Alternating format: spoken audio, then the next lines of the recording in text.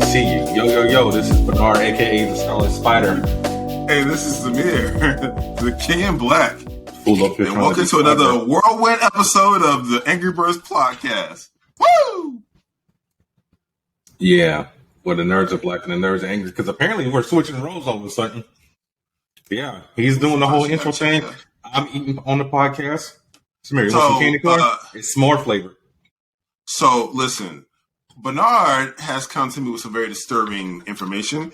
He is the embodiment of human shame and evil because he enjoys candy corn. That's sweet. It's delicious.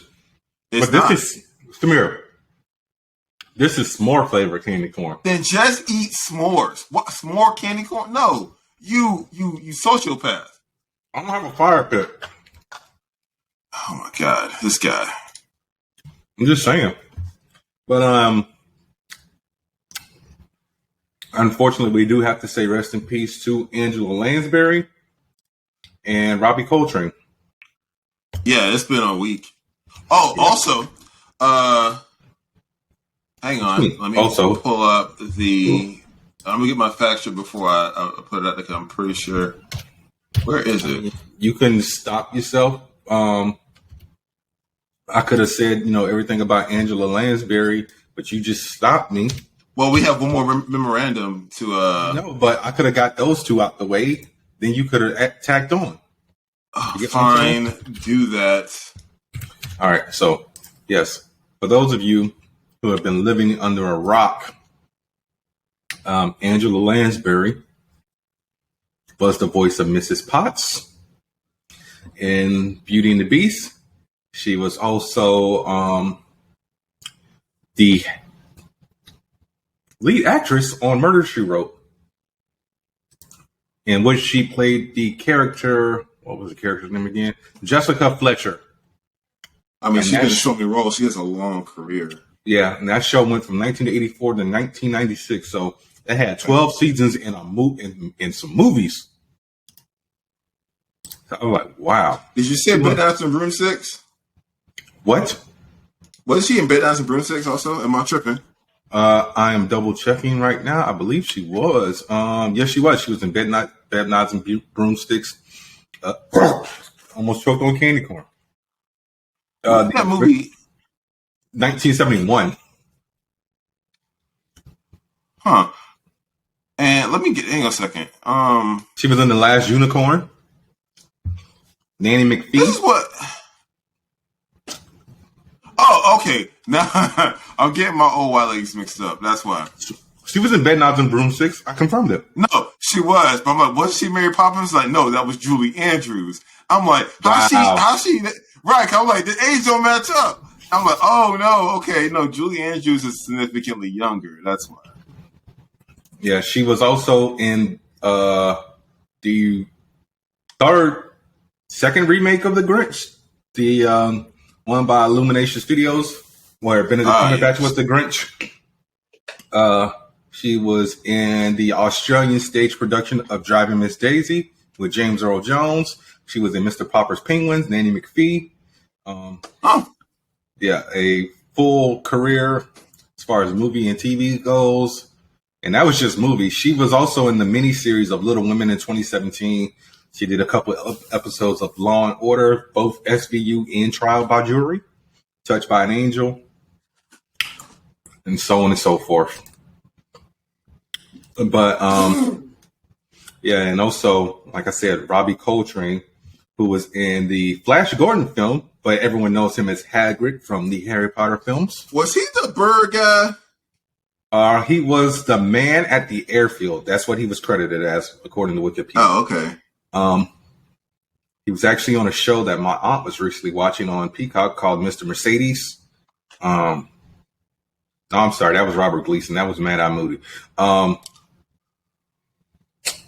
who mixing that old white people up? Shut up. He was in the 1999 TV film for Alice in Wonderland, which I believe was... Oh, it actually aired on NBC in 1999. That movie? Yeah. Okay. Friday Night Live. He did he was a voice in Brave. He was Lord Dingwall. He was in the Brothers Bloom. I saw that movie. What, the Brothers Bloom? Yeah, me too. I was like, that sounds familiar. Yeah, it's a movie with Adrian Brody, Rochelle Wise. He was in The Tale of Despero, Stormbreaker. He was in Van Helsing. He was Mr. Hyde, apparently, the voice. Ocean's 12. He was in From Hell with Johnny Depp. He was also in The World Is Not Enough. In GoldenEye. No, because he was. No, was he? Was he M? No, M was John Cleese. He was Valentin. Oh, he was Dimitrescu Zabolski. Oh, okay. I'm tripping. He was he was also in The Adventures of Hulk Finn with Elijah Wood. Yeah, he played. Yeah. God, that takes me back. Yeah, so Angela Lansbury, she passed away at the age, I believe, of 96. 96. And Robbie Coltrane was 72. You just gonna always cut me off? We're having a conversation. 72. That's what. Yeah, I'm adding to it, sir. I'm sorry. We gonna have to literally getting ready to say the age, but how does that make you feel, Bernard? It makes me feel unappreciated because you won't let me just get my stuff off. But it makes me feel underappreciated when you don't talk, when you don't notice my beard trim. This nigga said he went and got a haircut. Like you can't trim your own goddamn beard. Like it's hard to look this good, man. You got to get help. Who else passed away? Because you cut me off earlier. So okay, it's not that someone passed away. So we're gonna add on. So remember when the Yu-Gi-Oh creator passed away? Apparently, he died trying to save a U.S. soldier and a girl from a riptide. So he actually died a hero. We didn't know that at the time. So so now we can add. Not only did he have an illustrious career as one of the beloved creators of our childhood, he also died a hero trying to save lives. So we're gonna add that on. So yes, Kazuki Takahashi, man died a hero. Mm-hmm. Also, Rumiko Takahashi's birthday was this past week. Can you tell the people who Rumiko Takahashi was? I mean, she is a creator of Inuyasha, Ranma One Half, and I think Mermaid Blood, Mermaid something. What was it? Mermaid. What was that series called that she did before? You could have just left it with Inuyasha and Ranma. I don't want to half-ass it. My wife accuses me of that way too much. Step your game up, son. Look, I full acid where it counts. Mermaid's Forest and Mermaid's Scar. And Mao. Hang on. Rennie. Rumik World. Mermaid Saga. Yeah, Mermaid Saga. Here we go. Mermaid Saga, yeah.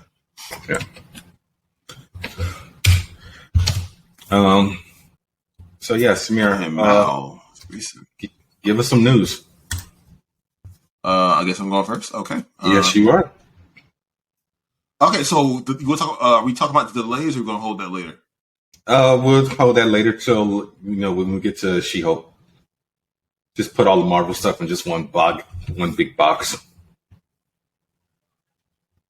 All right, and so I thought this was weird. I don't know if this is news, but apparently you can order pizza in a mod in Oblivion.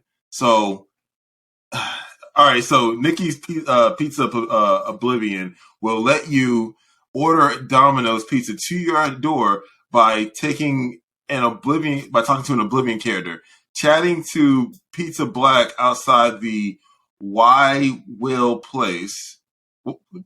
Outside of the Y will place an order for you for a 12-inch pizza and a drink and garlic twist delivered at your actual home from in the game. I thought that was pretty goofy. I'll tell you what was goofy, the way you read that. You all right, man? Well, it's fine, but there's a lot of words in here that you like. How would you pronounce this? W-E-Y-E. I'm That's looking, Y, right? I can't even spell. Yes, I'm guessing that's yeah. You guessing? I'm just saying. Here's my issue.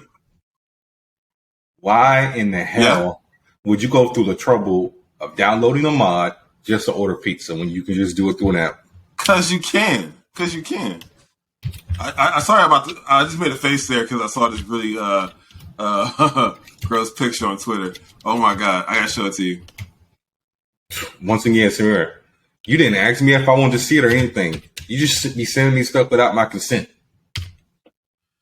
What? Don't be that way. It's not about me being that way. Maybe I just ate and I don't want to see a gross picture. Did you ever see me think about that? It's just weird food. It's not even that big a deal. Yeah, right. All right. Hang on. You'll like it. All right. Well, while he's trying to send me gross pictures of food, I sent it. One of the horror legends and avid gamers of our time, John Carpenter, said he would like to direct a Dead Space movie.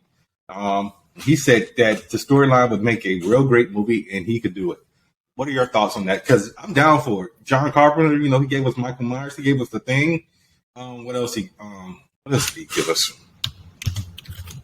So, I mean, Vampires. We really acknowledging Ghosts of Mars? No, John Carpenter's Vampires. Didn't he do that too? I don't remember that one. Am I crazy? Hang on. Yeah, I don't remember that one. But yeah, I mean, would you be interested in watching that? Yeah, John Carpenter's Vampires. Okay. I've been watching this as a kid. You still didn't answer the question. Oh, possibly. John Carpenter, it can be a hit and miss. He's not. I mean, he has a illustrious career, and he's given a lot of great stuff. But I'm saying his performance is up and down. That's what I'm saying. Yeah. So hopefully, he's one of his good ones. Like, a lot of his stuff that he actually directed instead of just producing was fresh. Like one of my favorite movies that he did was Escape from LA and Escape from New York. I mean, Kurt Russell too old, because as you would say, but I would like another Snake Plissken movie. I mean, the first one had a budget of $6 million. See, there you go. There you go with the reboots. I mean, technically, isn't the recent Halloween movies a reboot and Jamie Lee Curtis is still out here kicking Michael Myers' ass? No, that's not a reboot. That's it's a soft reboot because the first one still counts, and then they wiped out all the sequels. Yeah, because no more bust around Brown House kicking Michael Myers through a door frame or window frame. Look, anyways, like I said, so looking at his filmography, a lot of he can be a director and writer, and it still just doesn't look great. So, critically, anyways, box office wise, I mean, John Carpenter's Escape from LA made $25 million. So I don't know what the budget was on that. That might have been success. Six. Oh, so yeah, it was a success because they tripled the budget, more than tripled the budget. Yeah, and you have Ghosts of Mars that made $8 million, which didn't do great. So, like I said, it can go up and down. Assault on Precinct 13, he was a writer on that. I don't know how much involvement he had there, so I'm not going to give that all him. But he directed a movie called Body Bags. That one did okay, I guess. Don't know what this means. Big Trouble in Little China. It could be up. Yeah, there's that. That's a good I mean, it was a bomb, but it was a cult classic. Yeah, well, people like Big Trouble in Little China. Yep. Starman. And we ain't talking about the DC superhero. Neither one of them. Yeah, Christine. Black Moon Rising. They Live. So he has some good stuff, and he has some, not so great stuff. So it could be up in the air, but I would like to see him try. I think They Live might have been like one of the best movies in like that 80s, 90s genre. I mean, not genre, decade to star a wrestler. Because everyone seems to forget that movie starred Roddy Piper. And he improv the best line in that movie. I came here to chew bubblegum and kick ass, and I'm all out of bubblegum. People still say that to this day. To this day.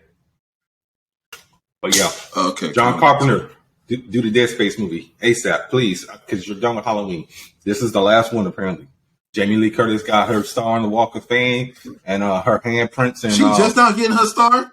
She just not getting her star, bro. I don't know if she got a star, but they did the whole handprints thing. So I don't know if I'm look that up real quick. She should have been had her star.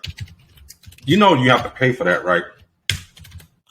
You do? I thought they give it to you because no, because you're a star. No. Do they tear up old stars? No. So what they do? Come on, how do you not know this, man? Okay, so it's actually like it's not even just like one block anymore. Like some of it like goes around to the other side, and some of them are on the walls, like on that strip. What about what if like Bill Cosby? I know he had to have had one. Did they tear his up?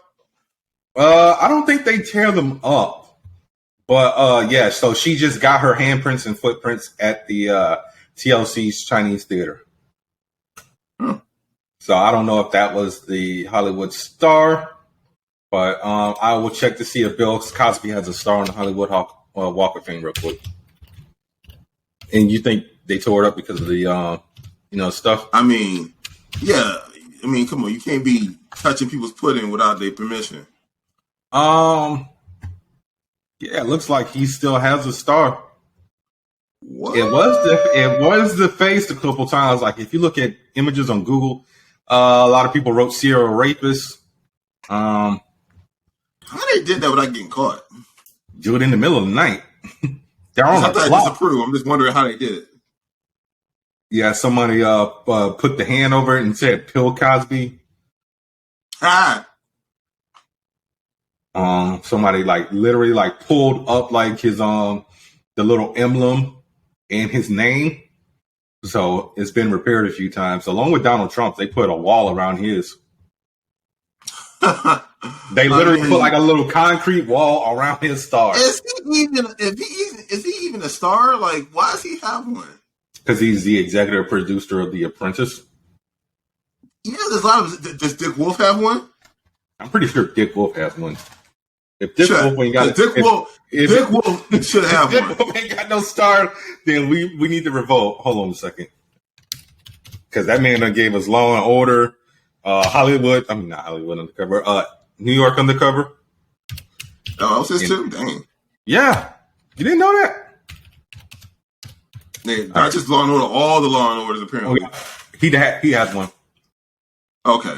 So showrunners can't have them. Okay. Well, yes. I don't think he should. I still don't think he should have one because I mean, Donald Trump. Yeah, Tomato Head. It's like he don't. He was on the Celebrity Apprentice, but it's like he wasn't really. I don't know. He was like the host. Yeah, but barely. Okay. He was in Home Alone 2, despite the fact that they cut him out. Barely. Oh yeah, they cut him out, huh?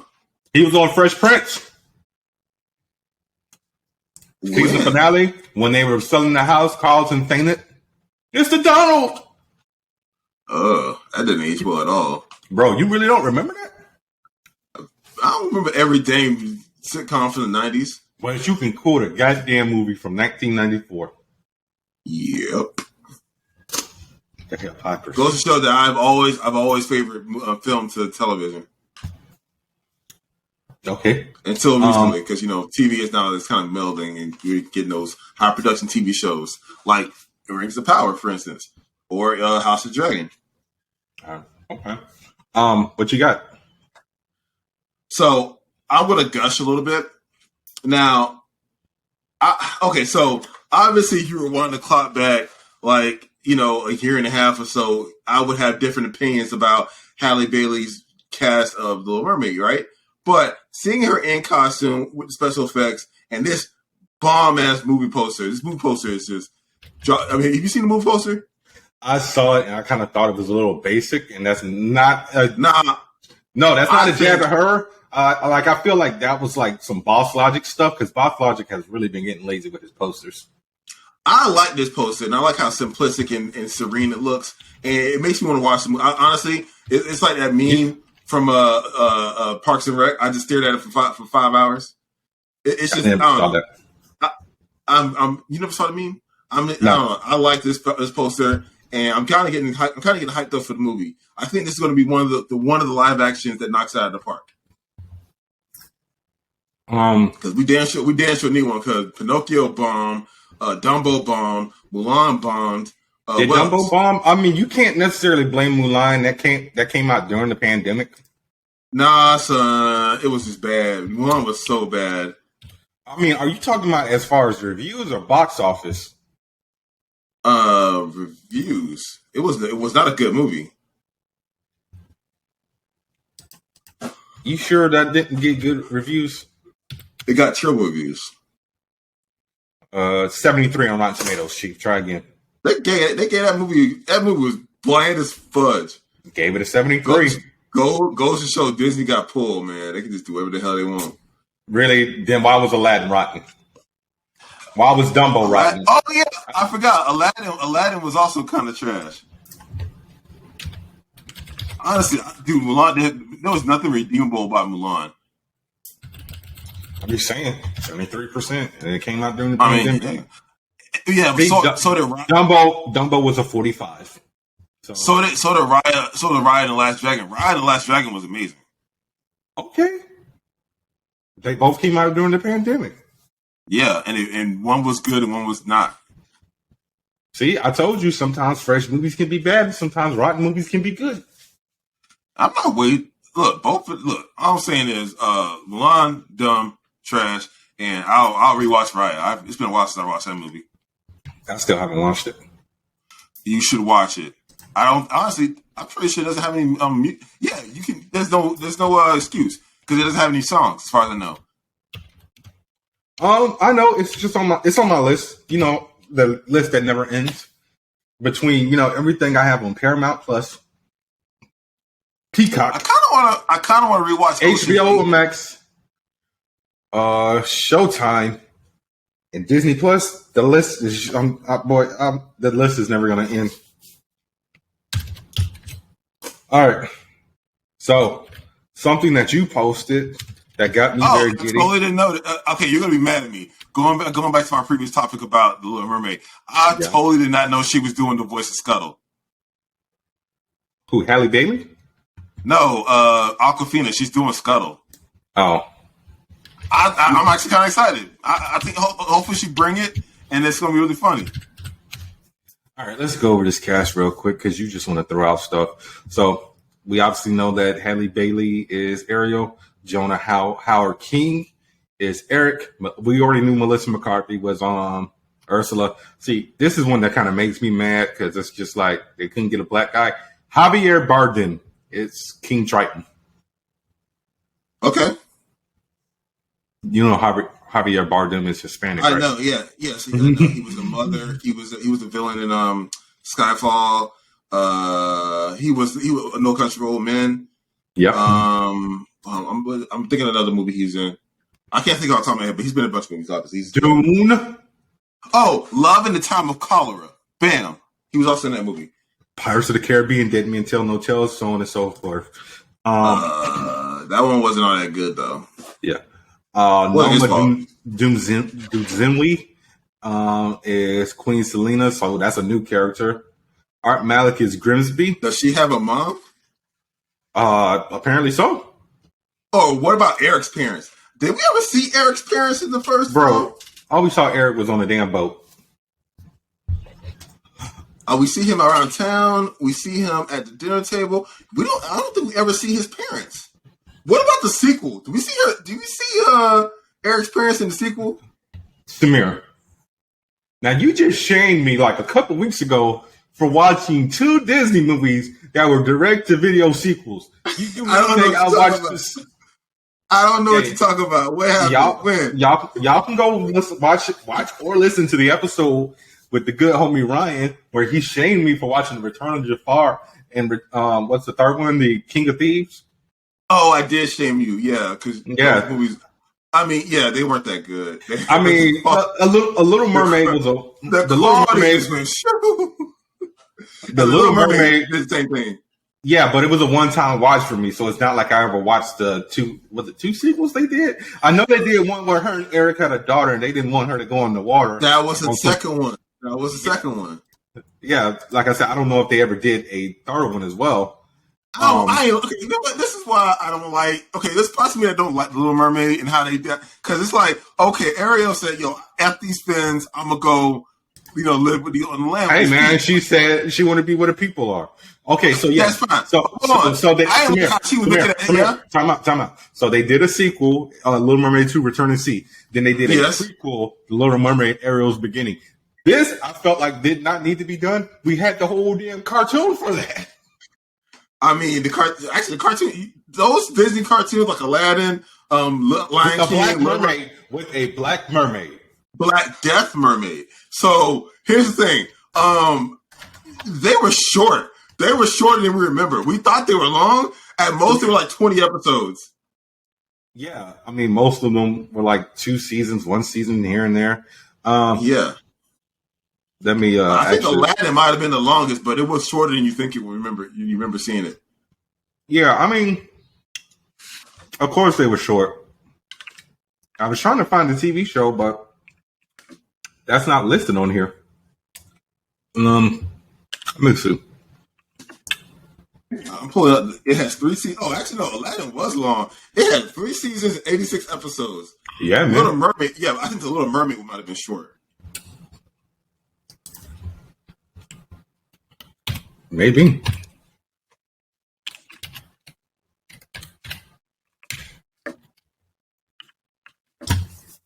Yeah, I'm trying to find it.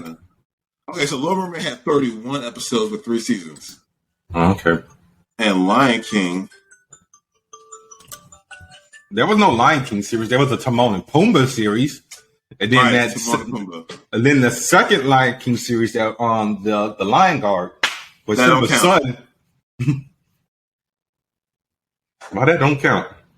Because it's a different demographic. Wow.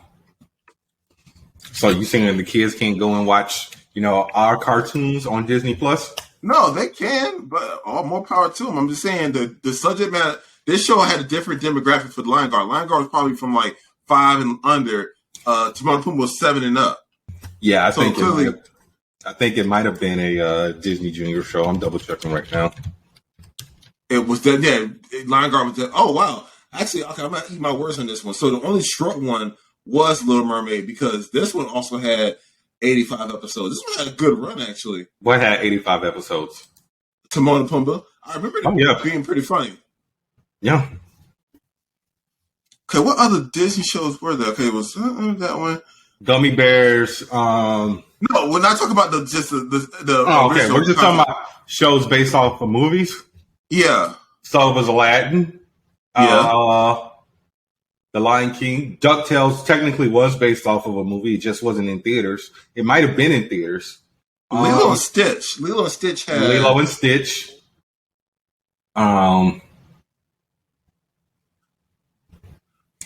Great. So Aladdin, 65 episodes. Little Mermaid, Lilo and Stitch. I feel like I'm missing. Oh, Hercules. Hercules, that had a good run, didn't it? Yep.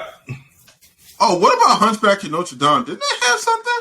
I don't recall that ever having a. I think it did. I think it did. Weird enough, I think it did. I might be tripping. Hang on. Yeah, I think you are tripping. I know they had a straight to DVD sequel in 2002. That might be it. Let me see. Yeah, I'm not seeing anything. Okay, you're right. Yeah, I was tripping. Okay. Yeah, that might be it. Now I want to listen to Hellfire. I've never seen a Hunchback of Notre Dame.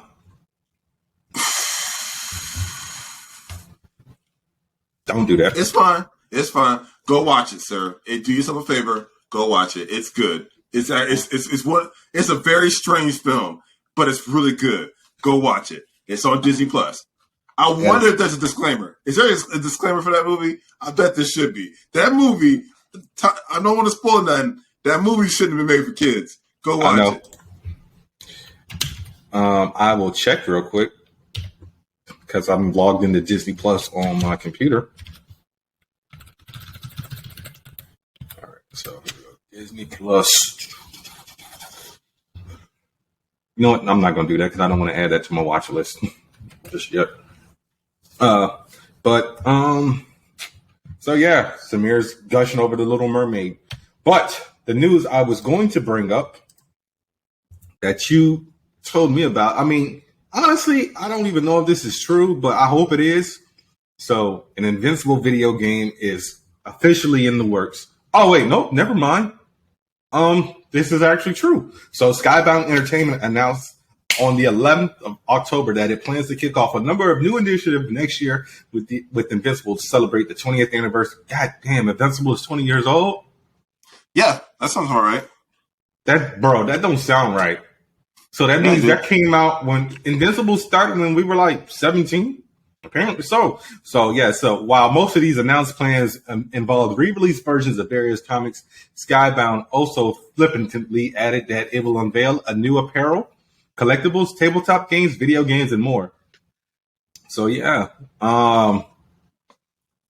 they're saying that maybe it might be an open world game, kind of like Spider-Man. So, I mean, I really hope it's something like that, because that would be the closest thing that we get to a Superman game. Because the last Superman game we had was Superman Returns. Oh. So, would you play that, Samir? Yes.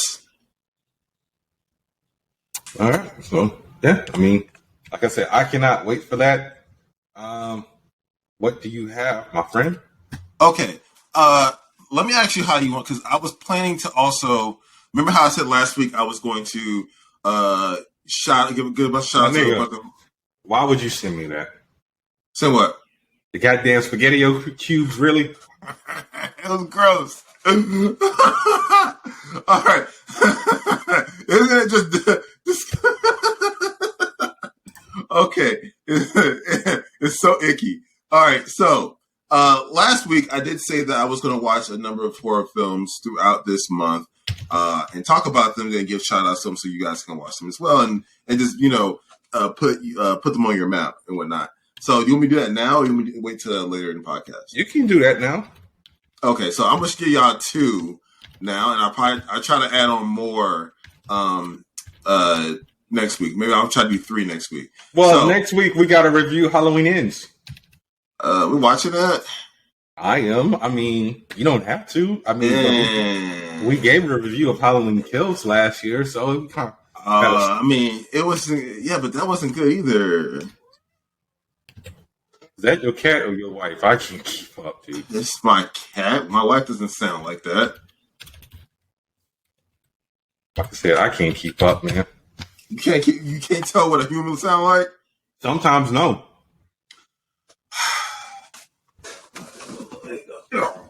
You put down the cat. Put down the goddamn cat, dude. All right. You tell us about these damn movies. Okay, so the first one I'm gonna give a shout out. You might have seen this one around, but I think it's kind of a sleeper hit. A lot of people don't talk about it. Let me pull it up the name. So, really? The Night House. This one is about a woman who is recovering from the sudden death of her husband, and she's basically left alone in a lakeside home that he built for her. And she just tries to, keep it together, but she keeps having all these disturbing dreams and these waking nightmares. And the house seems to have this foreboding presence, and it just basically spirals from there and unravels all these mysteries around her husband's death and the cause. Really good film, very foreboding. Not really, it doesn't have that many jump scares, so don't go into it looking for those. But I thought the suspense was pretty palpable, and I think the ideas, utilized there were pretty good. I gave it, full marks. Okay.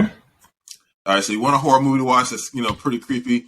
The Night House. Now, on the other side of the spectrum, because that one's kind of supernatural, we have Censor.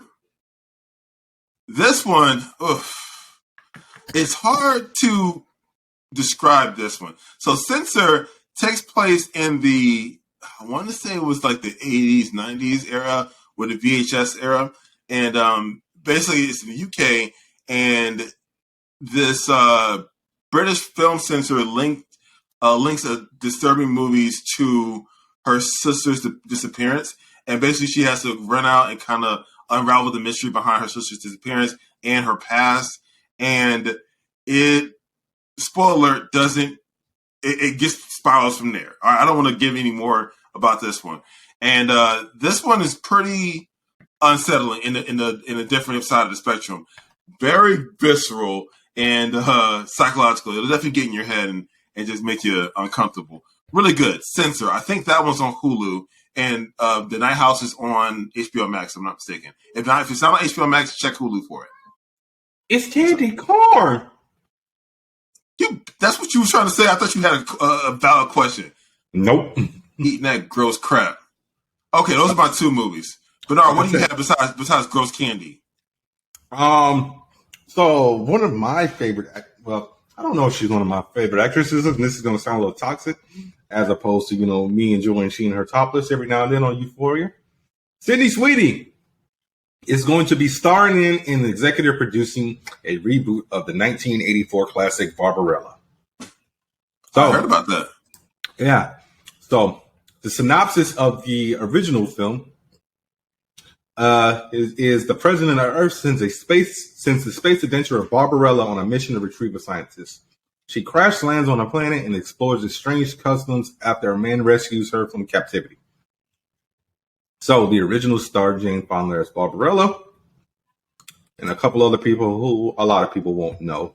So like John Philip Law, Anita Pallenberg, Milo O'Shea, David Hemmings, Marcel Mousseau, Ugo Tognazzi, and Claude Doppin. So, only thing I know, I really don't know anything about this whatsoever. But I know, like, the series, this property was actually in development hell for like the longest. So, originally Nicholas Winding Refn, the guy who directed Drive, he actually wanted to bring this to he wanted to actually make it to a series, and then it was actually supposed to be coming to Amazon, and that whole thing got scrapped. But yeah, so Sydney Sweeney actually confirmed that she will be, doing this, and she said that it is time to save the universe. So, I mean, when we get a trailer, we'll see if we are in or not. So, Samir, what are your thoughts on that? Wait and see. Yeah. So, what you got, man? What you got, Cub? Okay. Shut up. Animation fans rejoice because the Owl House comes back tomorrow on Saturday, finally, with their special. Samir? Yes? You just don't know the whole concept of post-dating, do you? What? You should have said came back, since this episode is going to be posted on Sunday. Oh, that's it. It comes back this Saturday. What did I say? You said comes back this Saturday. There you go. You should have said came back this Saturday. Comes back this Saturday. It doesn't matter. Back. It doesn't matter. All right, you interrupted my story for this. Eat your candy corn. Eat your gross candy corn. I will. I put it away to save you some trouble. Go ahead. Ain't no trouble. No, you can eat the gross candy. Ain't no trouble for me. Go ahead. I was going to ask Leanna, but she passed out. Okay. Oh, hey, Leanna, how do you feel about candy corn? Oh, at two, my love. How? What? Why? You know what? No, that tracks. Both of y'all kind of neurodivergent. That tracks. Actually. What does liking candy corn have to do with being neurodivergent? Hey, y'all just wired different. It's fine. Hey, man. Okay. Only thing I can say is this. You only fucking one of us, and it ain't me. Tell me he didn't just say that. I don't know. Why does that have to do anything? I don't know. I just felt like saying it. Go on about the Owl House. I mean, yes, Samir fucks. Okay, so, all right, so they're getting their special premiering on October 15th, which is Saturday, And it's gonna be one of 3 specials that's gonna wrap up the whole series because unfortunately this series was cut short. So Disney sucks. You just gushed over Disney with the Little Mermaid reboot. Make up your mind. I didn't gush over the Little Mermaid Disney. I said I gushed on the property, not the company. You can't have one without the other. Yes, I can. No, you can't. Yes, I can. See, there you go, picking and choosing again. I can pick and choose. It's called free will. Yeah, well, free will ain't always free. Freedom's $1.05. Samir, why don't you tell people where they can watch the Owl House? Disney Channel. Which one? There's like 8 of them. Is this the Disney Channel, Disney Junior, Disney XD? I want to say Disney XD. I don't watch it I don't let it air, honestly. I never see it on the air. But, I think it's Disney XD. Thanks, Samir. I guess I can Google. I mean, everyone can Google now. I mean, why are you getting on my case? I'm just saying, it's real helpful, Samir. I don't know where you can watch it because, I don't watch it on TV. So, when it comes out, it comes out, and I watch it when it comes out. See the Disney Channel. I think it's on the Disney Channel instead of Disney XD. Sound like freaking whatchamacallit. You sound like Magic Johnson talking to Martin Lawrence. No, I'm in Evander Holyfield. Everybody know that Tyson go fight the fight that he gonna fight when he fight. Okay. Anyways, yeah. So it's on the Disney Channel. There you go. See, was that so hard? Yes. It's a part of my soul I'll never get back. I forgot Mae Whitman's in this show. What's she been up to besides voice work? Just voice work. She's Wonder Girl on Young Justice. Oh. Yeah, she's been killing it. Keep telling you, watch Young Justice, Mister. I'm gonna watch these recaps. You watched them recaps in July. You still haven't started the series. You know what? I blame Greg Berlanti. Right. Greg Berlanti. Greg Berlanti ain't got nothing to do with Young Justice. That's Greg Weisman. He turned me off of all DC properties. Greg Berlanti. That is cap because we watching Black Adam next week. I don't know who you are. I'm like, dude, I can't. It's so hard for me to keep my excitement for these properties. I'm like, what do we got left? After we watch this one, what do we have to look forward to? The Flash and Aquaman. Look, if the Flash don't bring it and reset this whole debacle and then let us rest, let the properties rest. Just cool it. Recast everybody when you in 5 years. Start from scratch. Y'all got the money. Do it. All right. Y'all mess up. You shit the bed. Just fix it. All right. Just erase it. Dump the whole thing. Nah, they can't erase it. But the Rock is apparently posting spoilers and everything. So I mean, he the Rock. He can do what he want. You gonna fire the Rock? You gonna fire the Rock? Come on now. You can't fire the Rock. He's the most electrifying man in sports entertainment. He hasn't been the electrifying man in sports entertainment for a while. He's the most electrifying man, period. Okay? Can you smell what he is cooking? Yeah, pancakes. All right. Rock cooks pancakes. He gonna hit you with the Samoan drop, then mix it into the spine buster, follow it up with the people's elbow. You forgot Rock Bottom, genius?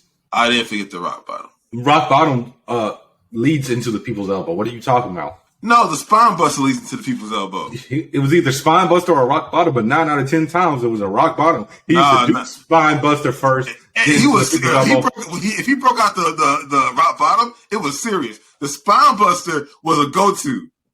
And then the Samoan drop, he thrown to the ropes, catch him with the Samoan drop. Oh, you remember that? Yes, Samir, I do. I still watch old WWE matches on Peacock. Damn. I don't know. Okay, you got some time. Not all the time, dude. Like sometimes, they'll post them on YouTube as well. I don't know. Maybe I'll go back and watch one of those TLC matches between Edge and Chris and the Hardy Boys. Oh, speaking of Edge, oh fuck. What Edge do? Hold on, I'm gonna find it. Where's Christian? What's he doing? He's at AEW. Oh, both of them? No, Edge is still with the WWE, but Christian. Oh, okay. Yeah, I don't remember what he's going as now. You don't wonder if any tag partners are actually friends in real life? Some of them are like, I mean, the Usos are literally siblings, so they don't really count. I don't know. I can't really think of anybody off the top of my head. The Dudleys definitely were friends in real life. I believe Devon retired. Oh, did he? Okay. But yeah. All right, so yeah, you actually brought up my next story. So we actually got a few more cast members for the Percy Jackson series for Disney Plus. That's a weird segue. How did I bring up that next story? Edge is Aries. Excuse me? Yeah. What are you talking about? He's playing Aries. Okay, can he act like he can pro wrestle act, but can he actually act? Can he dial it back and actually have a character and not a persona? Didn't you watch Highlander Endgame? Yeah, that wasn't good though. That movie wasn't good. He was in there. I never saw it. That movie is terrible. That movie's a goddamn mess. All right, so I'm gonna look at his filmography, see what else he's done. But so yeah, he's playing Aries, the lovely, gorgeous, beautiful Canadian herself, Jessica Parker Kennedy, the lady who stole my heart when she was on the show. I forgot the name of the show. The Secret Circle. That's what it was. I remember it was The Secret something. She is also on The Flash. She plays Nora West Allen. She was also on Smallville. Fun fact about me, I read those books. What, The Secret Circle? Yeah, I read those books. Oh, the books are much better. She's playing Medusa. Oh. And Suzanne Cryer is playing Echidna, the menacing mother of monsters. Cool. So I read the books and watched the movies and for the Percy Jackson series, and I'm wondering they kind of glossed over the whole thing with Medusa because it's messy and not for kids. So yeah. I'm wondering what they're going to do with that again. Are they going to just kind of just brush her on the rug, lop her head off, or are they going to actually give her some time to be a character and let her have some fun and start dogging her out? She's a guest character, so they're gonna. Quick question: you watched Vikings, didn't you? I watched 4 seasons. I watched a lot of Vikings. Well, the show was only on for 4 seasons.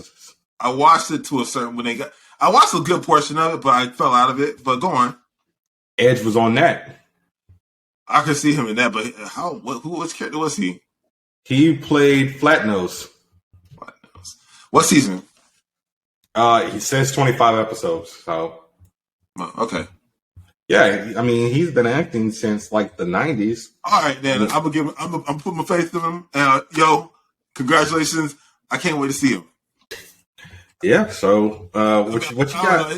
It's like I don't know. It's like I'm thinking, oh, is he gonna be like Macho Man and just doesn't turn it off? He's just Macho Man in a different setting. Okay. All right. So, in Macho Man's defense, when he came up with that character, it follows him everywhere. It's just the same way with The Undertaker. You got to remember, dude, these wrestlers in the 80s and the 90s, that's all they could be. You could not, you couldn't kayfabe, so you could not break character no matter what. That's why whenever you saw The Undertaker, he could have been at freaking, I don't know, the Cheesecake Factory. He in there all just like a real life Undertaker and scaring children. Oh, that sounds exhausting. Well, that was his choice. Like a lot of wrestlers, they did, break character and they didn't take pictures with people outside of the general public. Like you really didn't see pictures of Kane until he actually unmasked. Yeah, for a while, I didn't think that dude had a face. And if I did, it was a big mystery because he was all burned. It's like, oh my God, it's Kane. Dude, the persona for that was some wild stuff back then. They had to be on coke. Like, what kind of drugs were they taking with these storylines? That was all Vince, and it was bonkers. Like, despite everything that happened with Vince and him being forced to step down, that man was a genius. But hey, you can be a genius and a racist. Just saying. I don't think he was a racist. I'm not saying you gonna get the words out? The do-rag. Yeah, but still, he was a creative genius. He came up with the Undertaker, and basically, like a lot of people, like later on, they didn't come up with their characters. There's a few exceptions like Stone Cold and The Rock, but a good chunk of those people, he like developed the characters and everything.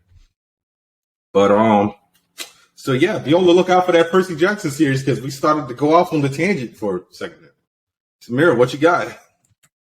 Okay, so this week we have benchmarks for the. I get it, we're not a tech a tech podcast, so we don't normally talk about tech. But we technically have a YouTube, but still, continue. Yeah, all right, but anyways, yeah, but this one we're gonna do a quick little blurb / segue to talk about the recent graphics card release because we did touch on how we couldn't find the PS5s back in 2020. So we might as well talk about how there's a new graphics card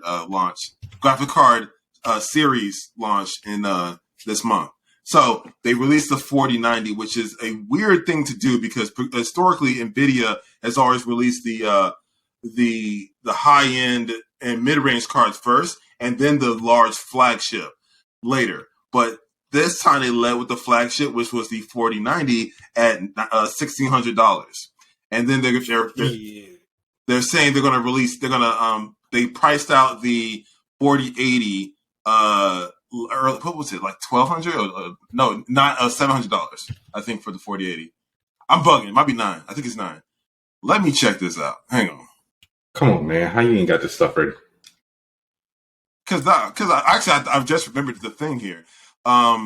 Anyways, prices notwithstanding, just check them out. Honestly, but the big thing about this graphics card release is we haven't had a performance leap this big since the 700 series to from the 900 series to the 1000 to the 10,000 series, 1,000 series. What was that?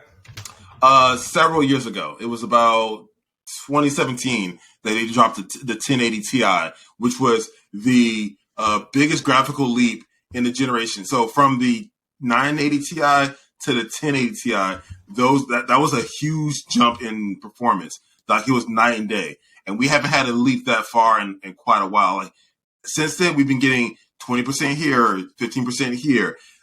This card, compared to the last generation, the 3090, oh my God, it's like at best it's like a 40%. At the least, it's like a 40% increase.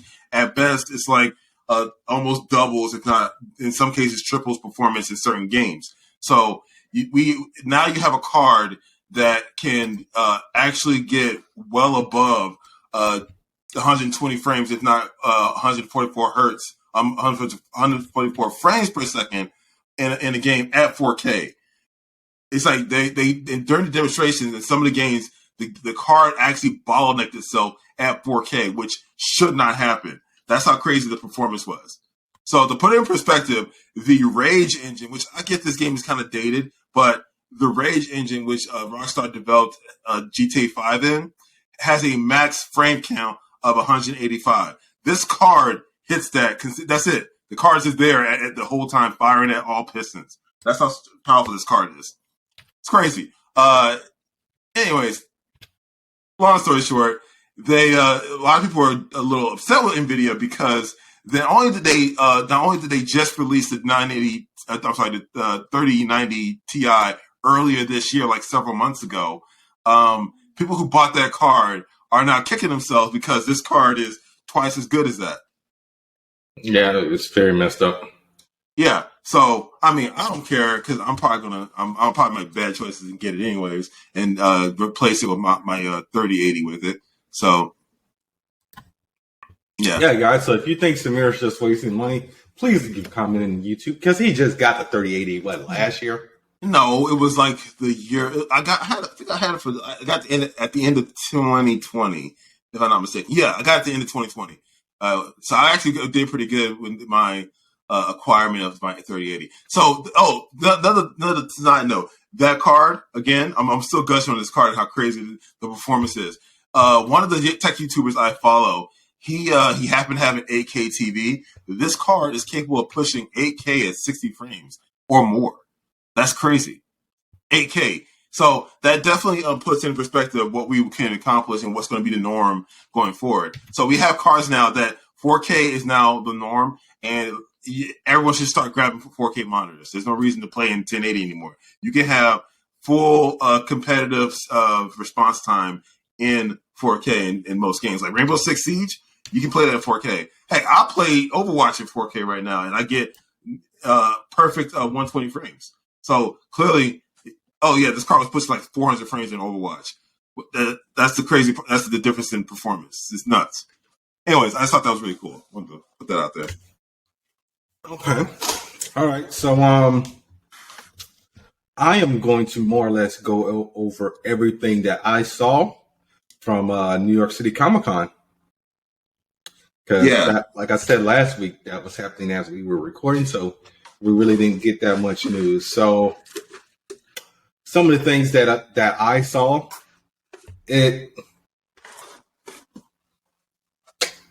I'm just like, there really wasn't that much movie news to announce because it all kind of like got put out there already. So like we saw the Super Mario Brothers trailer. I don't even recall us talking about it, but I'm pretty sure we did. I would have to look at the notes from last week. So they announced that the fourth season of Doom Patrol will be split into two parts. Huh. So part one will start December 8th. And it will be ending in January of 2023. And then the other half will arrive sometime later in 2023. I kind of don't want to say this, but I'm going to go ahead and say it anyway. Season 4, part 1 of Titans will start November 3rd, and they will have a 2-episode premiere. And the first half of season 1 will be ending on December 1st. So, like we found out that Titus Welliver will be joining the cast as Lex Luthor. And I already told you Brother Blood and Jinx had their costume updates. Oh, yeah, that's right. And I was surprised that they actually had good costumes. Yes. So something that we don't really talk about on this podcast that often because we're both behind on them, comic books. So Marvel has teased an ominous X-Men crossover. So they basically like announced their whole comic slate for November of this year up until summer of 2020. Ooh. Yeah, so we're going to have Avengers Assemble, which is basically the end of Jason Aaron's run on Avengers. We're going to have a Captain America crossover because there are 2 Captain America books at the moment because Sam is also Captain America. So that is Captain America Cold War. But in December, we're getting a Spider-Man and X-Men crossover due to the fact that Ben Reilly and Madeline Pryor, 2 clones, have teamed up to basically just say, let's fuck up these people's lives with Dark Web, and that will be starting in December. And in January 2023, we have the Sins of Sinister. So basically, this is going to be fresh off the X-Men Avengers Eternals crossover Judgment Day. So basically, this is just like Sinister's, fuck you to everybody. And another one that we will be getting is Summer of Symbiotes. So they really didn't reveal too much about that. And when I say too much, I mean pretty much nothing. How many symbiotes do they have in play right now? How many prominent characters do they have that set symbiotes? Venom, Carnage, Anti-Venom. Does Gwen still have her symbiote last time I checked? Yeah, but she won't count. She's not really in 616. There's a few. I think there's Swarm. I think Riot's still around. I think a little kid still has Toxin. I'm behind on Venom and Carnage's book, so I don't know. Is Riot still around still? You said Ryan? Riot. Are they still around? Yeah. They actually, I want to say last year or the year before that. What? Go on. They had like a Carnage crossover where Carnage came back. It's like, bro, how many times can we kill Carnage? Honestly, I'm sick and tired of Carnage. He should have stayed up in space when the Sentinel ripped. I mean, not the Sentinel, the Sentry ripped his ass in half. That was the one thing freaking Sentry did was get rid of Carnage, rip him in half. Yeah, then scientists just want to do scientist shit and just, hey, let's get him out in space. But so here's one for you, Samir. Fall of X. Yeah, it was going to happen. Yeah. Like Krakoa's going to fall, but we're going to see. But the X-Men always bounce back. They're at this point they're stronger than ever. So let's see how they fall back and how they roll with the punches with this. I don't know, man. Druid is kind of kicking their asses right now in Judgment Day. So I started reading that because deviants. I mean, mutants are basically a deviant. I mean, across a offshoot of deviants. From the Eternals, faction.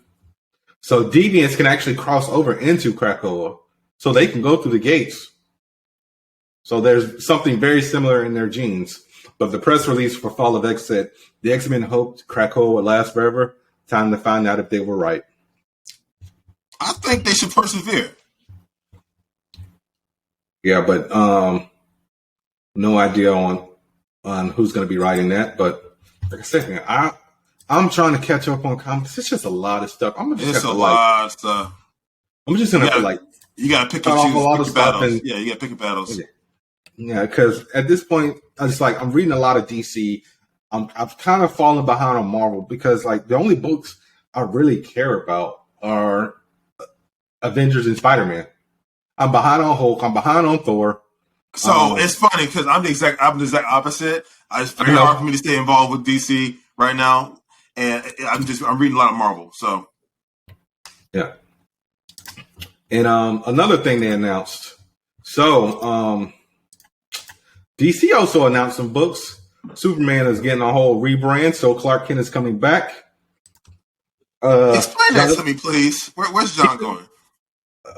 John's sticking around, but his book is ending with issue 18. But he will be getting a mini series coming soon. And we are also we also know in that book that John is going back for some payback. He is going after Ultraman for torturing him for all those years where he ended up growing up. Is he bringing some help? No, but they did say that Val Zod will also be featured in this book. So I don't know if it's going to be like a backstory. DC does do a lot of backstory stuff. But, I mean, they really didn't reveal that much. It was just the 85th anniversary of Superman's debut, and DC is celebrating their milestone with a major revamp of the Superman comic book line. That includes the launch of a new monthly Superman series from Dark Prices on Infinite Earths writer Joshua Williamson and Far Sector artist Jamal Campbell. So I'm definitely going to read this because I love Jamal Campbell's art. So you read Naomi, right? Loved it. That's Jamal Campbell's art. That was good. Yeah. So it says Kal-El will be the main character in Williamson and Campbell's Superman series as well as Action Comics. The latter series will retain its classic numbering but switch to a new, larger format beginning with January's Action Comics 1051. With current writer Philip Kennedy Johnson. And Dan Jurgens and Lee Weeks will write a backup story called Lois and Clark 2 Doom Rising. That story will take place when John was still a child and his parents were living anonymously on their farm. Prior to do we need to do that? It's a backstory. You don't have to read the backstory. Dude, they got DC has a lot of backstories in their books, and I don't even read them. I know.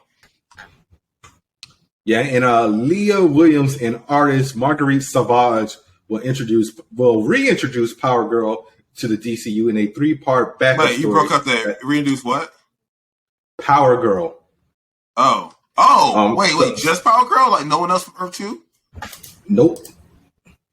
So, this spins out of the Lazarus Planet crossover, which I don't know anything about. But they announced that it would be spinning out of the Batman versus Robin miniseries. So, yeah, I mean. Were you reading Batman when that happened? Batman versus Robin hasn't even come out yet. Oh, there you go. That's a hell of a timeline. Yeah. We got some news for The Walking Dead. It's just like, do we even really care? The show should have been a long time ago. I'm surprised it's still going. I mean, this is supposed to be the last season, but I wonder how long are they going to milk this last season? Because I could have sworn the last season was also last season.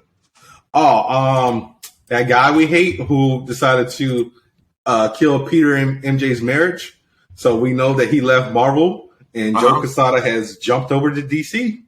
Oh, okay. And he will be doing a variant cover for Batman issue 131. Look, Joe Quesada is a competent artist, and if he stays for art. But here's my issue with Joe Quesada. Joe Quesada never consistently draws people proportionately. So if you go back and look at Daredevil, what's the name of this Daredevil book he wrote? Help me out, Samir. I'm gonna have to look this up because I can't. I'm drawing a blank. Daredevil Father. There we go. I remembered it before I even had to look. So 1 minute Matthew Murdock is small, then he's big. Daredevil's small, then he's big. He's like Hulk big. It's just like, come on. Yeah. Get your proportions right. It's jarring. Like I like him as an artist, but like, because he was good when he did One More Day. So I've never read when he was drawing Daredevil when Kevin Smith wrote it, but I really hope he wasn't jacking up the proportions. I might post like a screenshot like right here so you guys can see what I'm talking about. But it was just like, come on, man. But we're obviously going to talk about Battle of Super Sons next week because neither one of us have had a chance to watch it. Oh, yeah. Yeah. So NECA is one of those toy companies that, they do a lot of like retro figures. So they actually just released, they showed at NYCC, they showed the Goliath figure and the 80s Teenage Mutant Ninja Turtles. So yeah, they are releasing all the Gargoyle figures. So Brooklyn, Bronx. Let me see. Goliath. Let me look at what these toys look like. I'm gonna send you a link right now. Hold on a second. I'm gonna just go ahead and send it to you. Yeah, boy. Hang on. I'm gonna have to collect those. There you go. I just sent it to you. Look in the chat. I already clicked on it. Okay, I do remember seeing these. Yeah, man, these look sexy. Yeah. So not only are they releasing that, they're also releasing. Oh, they look so good.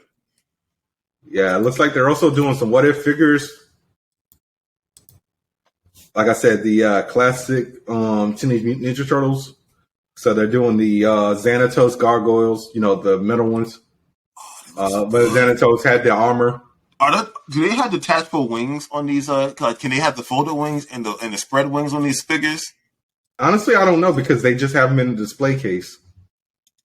So they might. Is there a price? Is there a price point for these? Not yet. All right, keep an eye out. Yeah. They're doing the whole 80s Ninja Turtles line, so I might definitely get me a Usagi Jumbo figure and a Slash. Why stop there? Because I ain't got that much money, dude. These are coming out later, man. And they're doing a Last Ronin Michelangelo. I saw that. Yeah, so I'm definitely going to get that because I actually just bought the script book for that. Was it the script book? Or was nice. Yeah, but I might get the 80s Turtles. I'll definitely copy the whole run of the Gargoyle figures. That was my jam. I mean, Gargoyles, everybody jams, but you hate Young Justice for some reason. It was created by the same guy. I got no beef with Young Justice, okay? I'm going to get around to watching the show. When the show actually ends. And speaking of ending, Cartoon Network is merging in with Warner Brothers Animation. So, yeah, they will retain separate labels, but development and production teams will be consolidated as Warner Brothers continues its strategic realignment. So, yeah, what are your thoughts on that, man? We're going to result in more layoffs.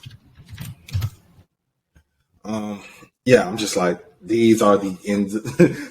So I'm looking at the comments on like the post that I looked at. It said Warner Brothers gonna fuck up everything. It said when you make when you are in a make the worst possible decisions ever as a company competition, and your opponent is Warner Brothers. Who's the other company? Just any company in general. People are saying rest in peace, Cartoon Network. Said this news makes today. I mean, people. Okay, I'm gonna preface this with a warning. I guess I don't know what I was looking for, but I'm going to slightly agree with the business move made by Warner Brothers here. And it's like, you remember how people got upset that there really weren't any Saturday morning cartoons anymore? Yeah, Cartoon Network killed that. Right. Well, Cartoon Network killed it, but also streaming killed it too. No one needs to wake up. Cartoon Network killed it first because it was cartoons all year round. Yeah, but not everyone had Cartoon Network if you didn't have cable. You know, it's like now it's like either you go on the internet and watch the stuff, or you stream it off the TV or something. The point is, it wasn't necessary to wake up at the crack of dawn on Saturday to catch all your favorite cartoons. It felt good and we look back on it favorably. But that's just nostalgia talking. Getting your big old bowl of cereal, sitting down in front of the TV, and just watching cartoons. Bro, I was flip-flopping between UPN, Kids WB, and Fox. Yes, I know. I was doing the same thing because there was a time slate. So when this show went off, you had to hop up to the other channel. And it's like Xylan Showtime. I don't care. I'm watching Power Rangers in space. Exactly. I had to catch Jackie Chan Adventures. Had to catch Digimon. Things like that. I get that. Yeah. So the issue is, I think we're past the point of Cartoon Network. I think Cartoon Network may need to be laid to rest, and whatever they turn it into, hopefully it's something good. Ooh, you speaking evil right now, man. You can't. I'm just saying that. Sometimes you gotta lay to rest. The king is dead. Long live the king. I mean, honestly, there's nothing I watch on Cartoon Network. I watch Adult Swim. That's about it. As far as Cartoon Network, I don't know. There's nothing. The last thing I watched was Beware the Batman, the Green Lantern animated series, and Oh no, that's a lie because Ben 10 was still going after that up until Omniverse. So Alien Force and like the beginning of Omniverse were the last things I watched, and Omniverse was like in 2017. So Alien Force, Ultimate Alien, in the beginning of Omniverse. Yes. So I can honestly say I don't think I've watched anything on Cartoon Network in 8 years? Yeah, about that. Yeah. I'm sorry, 5 years. I mean, you watched Cartoon Network more recently than anybody. I mean, than the bulk of us, because you had Steven Universe, Adventure Time, regular show, and all that. I didn't watch any of that. Amphibia, isn't that still going? I don't even know what that is. Now you're just making up stuff. Now I'm tripping. Hey, what? Amphibia does air on Cartoon Network, right? You sure that wasn't a Disney show? But it's an air on. That's what I'm checking right now. It's a Disney property. Okay. See? Yeah, I mean, so this might be the end of the road. It's funny because so I watched Owl House, Disney. I did watch Star versus the Forces of Evil up to its Disney. Gravity Falls, Disney. Yeah. Amphibia, Disney. Now, Steven Universe, Fire. That was Cartoon Network. Adventure Time, Fire. That was also Cartoon Network. But all those have ended within like the past 2 or 3 years. Right. So I'm trying to think of what Cartoon Network has been putting out. I might be out of the loop, so I could be wrong. I'm just trying to figure out what they've been putting out recently that has been to the caliber and popularity of Steven Universe or Adventure Time. Teen Titans Go.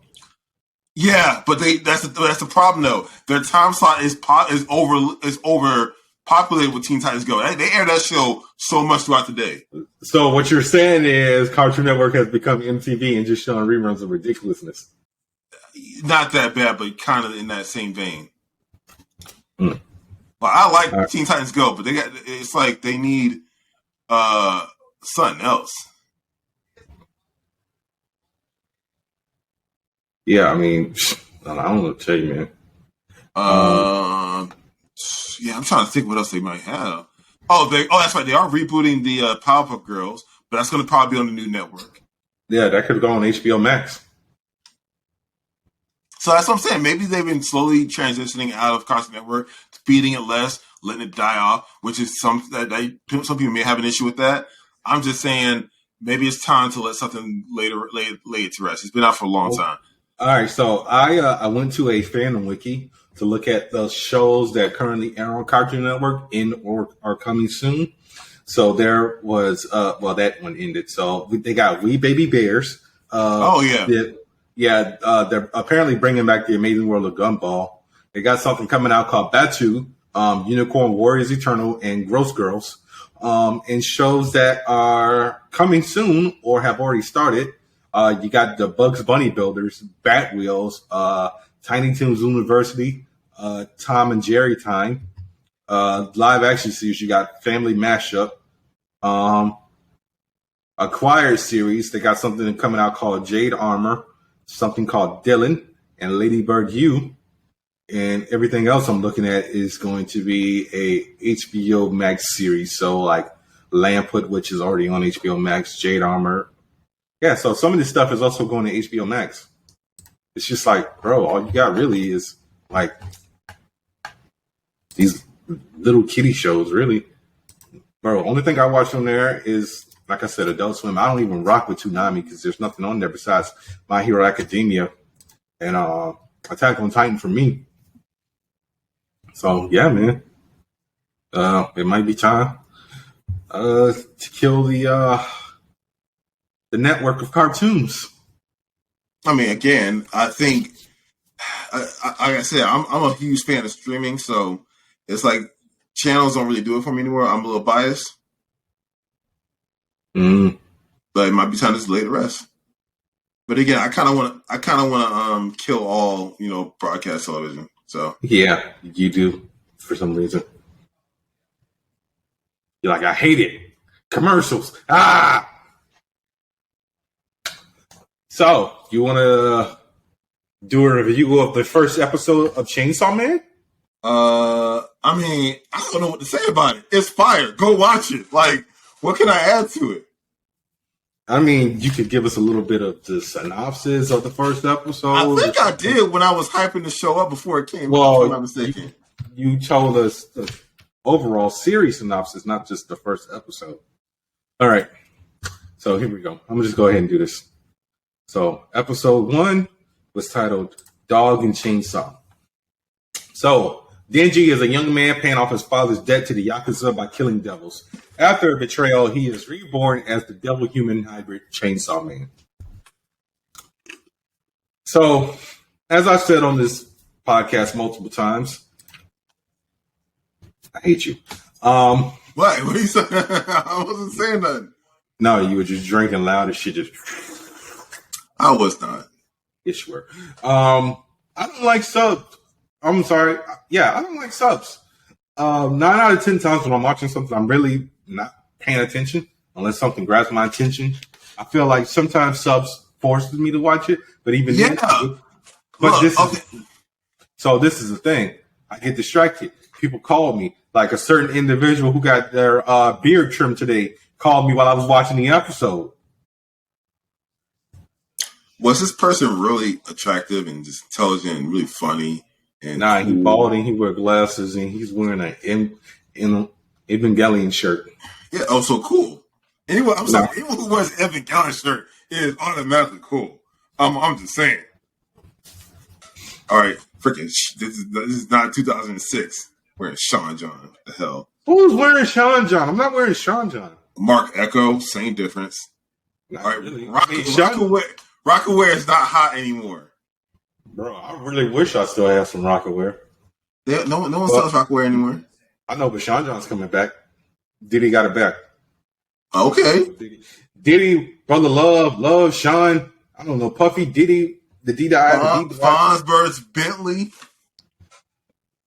Wow, what happened to Fonzberg?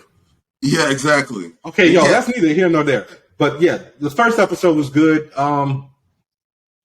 It's messed up how they betrayed Buddy. How they betrayed Denji. This man done sold a kidney, his eye, one of his nuts. If you think that's messed up, oh boy, just buckle up. I know, because I can't read the manga. I can't read from right to left. I mean, I used to be able to, but I haven't read manga in like 12 years. It's not hard. Just keep doing it and your brain switches. I know that, but you got to remember, I'm going back and forth between manga and comics, manga and American comics, manga and American comics. I still do that. It's not hard.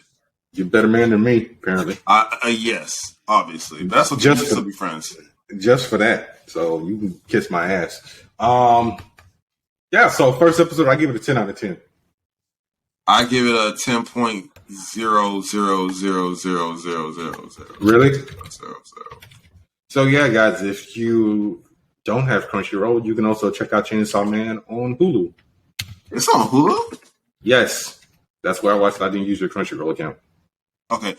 Okay, so on that note, though, also, don't just check out Chainsaw Man. So first I'll read it, definitely. Just run through and read it, too. But if you check out the author's other works, like, so Tatsuki Fujimoto, he did another series called Fire Punch, and oh my god, Fire Punch is adrenaline made manifest. That series is nuts, so crazy. Slight premise of Fire Punch.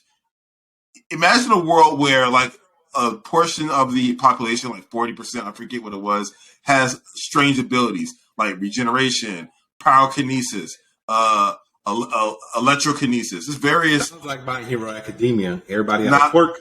Yeah, but here's the thing. So because it's a post-apocalyptic setting, everyone's starving, fighting for survival. So you think, oh boy, I can regenerate. Yay. What does that do? Okay, so you lop off your limbs so you can feed your village. That's what the main character was doing, right? And, I'm sorry, what? Yeah, people out here eating arms? Well, you're starving. What are you going to do? And it's not like you're killing the guy. He gave you his arm and it grew right back. So it's a victimless crime. Now, yeah, he has to get used to the pain, but okay, at least everyone's eating and no one's dying. Now it gets crazy. So obviously cannibalism bad. So they kind of got caught by it. Yeah, I was about to do a parody of Savage Garden, the animal song. I want to live like cannibals, careless. Well, anyway, the authorities break in on the village and start. They had this guy there that can control flames and starts burning everyone. This guy, his flames touch you and it doesn't stop burning until you're dead. All right, once your heart stops, you die. So he just cooked dinner for himself. No, here's the issue. He set the main character on fire. So imagine a character who is doused in flames that will never extinguish until he dies, but can't die because he regenerates. This man is always on fire. So he can't jump in some water? No, it don't extinguish. He is literally constantly burning. That's the main character. And it's like, so imagine this man, he's in excruciating pain. Everything is on fire all the time, nonstop. So obviously he broke down, went insane, came out of the insanity. He just basically just acclimated to the constant state of pain. Okay, that is the main character of this series, and now he's on a warpath of madness to just kill everything. It's so crazy. It's nuts. I'm saying, go watch it. It's nuts. It's literally adrenaline crazy. Another series he's also writing.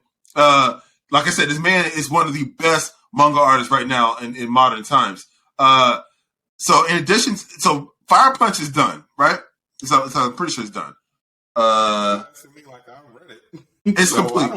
Fire Punch is complete at 8 volumes. A very nice contained read. Is that being adapted into a manga? I mean, an anime? I don't know if it needs to be, but his next work, if you want to, just because they just continued on Chainsaw Man, so that's still going. It just started up again after this 100th chapter, so you can go into that and just keep reading that. So those 2 series, amazing. Now he has other works that you want to look into. Let me see if I can pull up those 2. I can't sing this man praise enough. He's just really good. Just go look at all his works, honestly. Okay. And guys are 30. Glowing recommendation from Samir. Y'all know how hard that is to get. What? I have lots of things that I have positive things to say about. Say something positive about me right now. Okay. Bernard is a diligent individual who is very loyal and will always have your back. And you can always depend on him. All right. Fuck you. Yeah. Yeah. Have that compliment, sir, across your face. Huh? Yeah, that's right. Friendship. You take it. Stop it. Yeah. All right. What are we on right now? I guess we can go ahead and get into all the hoopla with Marvel. Oh, wait, we missed one. Hang on. Pause. Okay, so breaking news earlier this week. These Avatar Studios found this animation studio, and it's Flying Bark. Flying Bark. That's the name of the studio, and they're known for Rise of the TMNT movie and Marvel Studios' What If. Those are the two things they did. So those are two vastly different styles of animation that studio did. I mean, you got me with What If, but you almost lost me with Rise of the TMNT. Hold on a second, though. You hate the show because of how they design the characters, but in terms of action sequences and movement, their animation style is smooth. I'm like, smooth with it. Just, it's good. Anyways, now, again, you might think, why weren't they doing Studio Mer? Well, Studio Mer, who animated... Studio Mer is doing Young Justice. Well, I don't know if they're doing... Are they doing Young Justice right now? Yes. Yeah. But they just got through doing Dota's Dragon's Blood, and I think they have other projects, too. So they're just pretty much busy, so they had to pick another studio. So that's why they didn't go with Studio Mer, who did Legend of Korra. Oh, okay. Yeah, they animated Legend of Korra. So if that's where you're familiar with them from. Yeah, you're correct about Young Justice. They did that. I know. I read credits. They also did. They were the main. They pretty much took over for Young Justice Phantoms, essentially from 2021 to present. Yeah. They did some of the stuff for Harley Quinn. They're the main studio for season 3. They got a new project. There you go. It's called Lookism. What is this? Ooh. I don't know, but you bring it in. You're going on a tangent. Yeah, and apparently they did some of the Super Sons too. Okay, they did Super Sons. Cool. I really got to go ahead and watch some of the stuff they do. They're a really good studio. Anyways, I'm excited because they're doing Avatar Studio is basically doing an adult Team Avatar series. So that's hyped. Oh my God. Everyone's been basically the fan base has been asking for it for the longest time. They want to see adult Aang, Katara, Toph, Zuko, Sokka, the whole gang as adults. We've been wanting it for a long time. And, they got a studio to do it for them. So yes, can't wait for it. Don't drop the ball. All right. Y'all heard it from Samir, the Avatar fan. So let's get into this Marvel stuff. So Blade is just fucking up everything at this point. So Blade has basically been pulled off of the production schedule due to the fact that the director, Basim Tariq, has left. They're basically going to rewrite the whole script. And they pushed it back to September 24. And they moved Deadpool from September 6, 2024 to November 8th, 2024. Fantastic Four has been bumped to Valentine's Day of 2025 now. That sucks. So no, that got yeah, that does suck. Well, yeah, so that took Deadpool took the Fantastic Four date, and Secret Wars, which was originally supposed to come out November 7th, 2025, is now coming out May 5th, 2026. And the Marvel movie that has been untitled has been pushed from Valentine's Day 2025 to November 7th, 2025, and another movie was removed from the schedule after being set for a May 1st, 2026 release date. Dude, one person quits and all hell breaks. I do not envy anyone in that office. Like, they must have been running with their heads on fire. Oh my God. Well, one person quit. Another one was unhappy with the script, and they had to rewrite the whole script. Oh, it happens, man. Look, I'm okay with they trucking with the releases. We got stuff to watch. We got so many TV shows in between now and then. We're good. Okay? Yeah, but still, I was just like, come on, man. But yeah, seriously, come on. Especially because it's like, yeah, I got one tiny snippet. You're not gonna like it. I'm not gonna like it. What is it? Effing cowards. So Lady Dimitrescu will be shorter in the Resident Evil Village DLC. Okay, so there may be a reason for that, just because you are going to be playing as her, right? Yeah, but I want to be the tall vampire lady Why is she shorter? Cowards. All right. I want my tall queen. Samir. Once again, physics. I want my tall queen. I mean, they just have to make her shorter so you can play as her. That's all. I want to tower over everyone and look down and see my titties. I think you can only do that if you played in VR mode, sir. So, all right, I am going to. I am actually going to go into this a little bit more. So, Lady Dimitrescu, otherwise known as the Tall Vampire Lady. Lady Dimitrescu. Lady Dimitrescu. That's how you pronounce it. So the U was silent? Yes, it actually is. This man here corrected my pronunciation of Van Golf. Okay, so now there you go. See how that feels? Okay, so the difference is between this and what I did earlier. One is an actual person. The guy passed away. Okay, he ain't live. Still, she ain't alive. She ain't real. But yeah, she's so real to me. All right. Dang it. So yeah. So with Resident Evil Village's big upcoming DLC collection, collectively dubbed Winter's Expansion, that was first announced back in June during Capcom's broadcast, players will be able to play as protagonist Ethan Winters' now teenage daughter Rose to tie up loose ends from Village's story. And it will let you play as the game's score attack style. The Mercenaries mode is Chris, Carl, or Lady D. But in an interview with Polygon, Kento Kinoshita, who is the director for the Winter's expansion, revealed that Capcom had to nerf her height in order to give players a more smoother gameplay experience. Obviously. Still sucks. So basically, you over here complaining, okay, so instead of you being 9'6", she's only going to be 9 feet tall. So she just lost 6 inches. Yeah, I get it, but still, I mean, sometimes, like you said, performance issues, so that's why. So, are you good now? No, but I'll deal with it. I mean, do you even own Resident Evil Village? Yeah, it's on my computer. Yeah, I played it on Steam.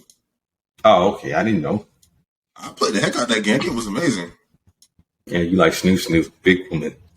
You like old boy. You like old boy from almost said Guardians of the Galaxy, Game of Thrones. Give me my tall queens.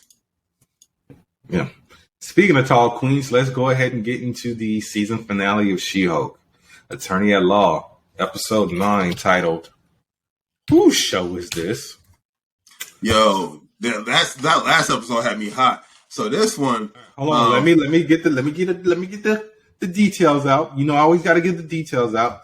So obviously, like I said multiple times, the show was created by Jessica Gao. Where the hell are the episode guys? Okay, so nope, wrong one.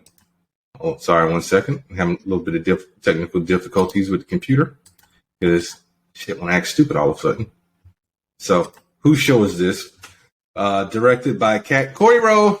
This episode was written by Jessica Gao, like we said before. The series stars Tatiana Maslany, Ginger Gonzago, Renee Elise Goldsberry, so on and so forth, with cameo appearances from Charlie Cox, Mark Ruffalo, Tim Roth, Jamila Jamil, Benedict Wong, John Bass, so on and so forth.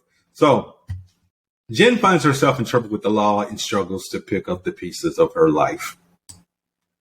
So this obviously picks up right from the previous episode with Jen being detained by the Department of Damage Control. She actually ends up in the same cell that Blonsky was originally in. And in order to get out, she also has to go through the same thing that he did. So straight BS. Yeah, they put an inhibitor on to prevent her from transforming. She lost her job at GLK&H. She loses her apartment, and she has to basically move back into her apartment. Didn't she choose to leave it? I don't know. I mean, I'm pretty sure she lost it because she had no money coming in. My God, she was at a high-powered law firm with a corner office. She was making 6 figures. She was probably making $500K a year. And how many cases did we actually see her do? It don't matter. She was getting a regular salary just being there. Yeah, I don't know. But the one show I like about this, they do like make a lot of parallels to things that happen in real life. So when she's basically trying to figure out how to take down the intelligentsia, Jen's mom shows Nikki a video of Jen dancing in college, which was very parallel to what happened with ALC and yes. the people we don't really talk about because this ain't a political podcast try to use that against her. But so Nikki decided to use that to get in with the intelligentsia and Hulk King. So yeah, I mean, I think she should have asked Jen, but I think Nikki's more it's easier to ask for forgiveness than permission person. It works because the same way Mallory told her, don't tell her about the intelligentsia. What did she do like 3 episodes ago? Just drove in the car and told her all about the intelligentsia. So Jen goes to Blonsky's for a retreat. I mean, she goes to Blonsky's retreat just to get away. And Nikki and Pug decide to pull a Black Klansman and send Pug in. With Nikki talking in his ear. Yeah, when Nikki talking in his ear with the boom AirPods. Shout out to Apple.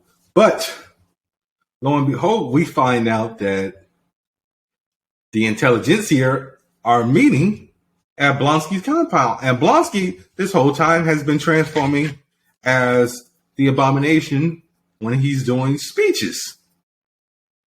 And then, chaos just ensues. And we find out that Todd is the Hulk King. And he steals, he uses Jen's blood that fuckboy Josh took and turns himself into a Hulk. And the fight breaks out. Titania does her Kool-Aid Man entrance like always.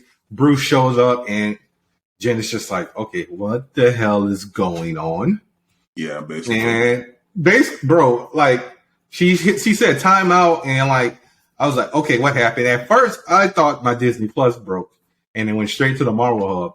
So I was not expecting her to literally jump out of her episode. She jumped out the She-Hulk box and jumped into the the making of She-Hulk, which hasn't even come out yet. And literally came into the real world, confronted Jessica Gal, Kat Corio, and all the other writers. Zeb Wells was in there as well. Shout out to Zeb Wells. And she was just like, yo, why are we doing this? And they were like, because Kevin told us to do it. And Jane confronts Kevin, who is known as the Knowledge Enhanced Visual Interconnectivity Nexus. And I love the little brim on the hat. Yeah, because Kevin Feige always has a hat.